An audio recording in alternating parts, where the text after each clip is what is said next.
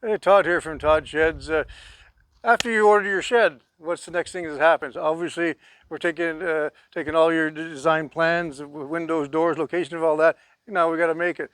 What you see behind us, behind me, pardon me, is some of the walls that for some of the current builds we're doing for customers that purchase a shed from us.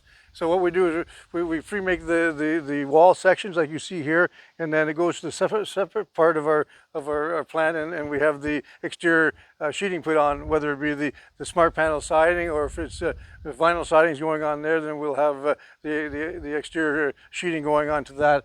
This particular one in front of me, that's exactly what's going to be happening.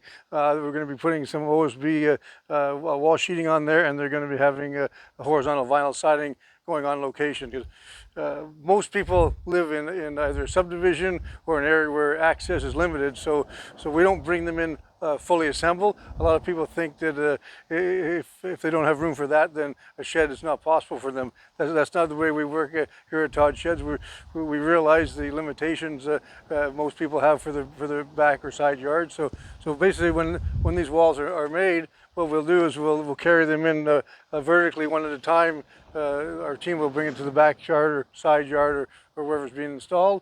And first we build the base, level it all off, and then we put the walls on and the trusses and finish your building from there. So the whole idea is to make it an easy, one day, most cases, transition to get your shed built, and by the end of the day, you can use it for storage.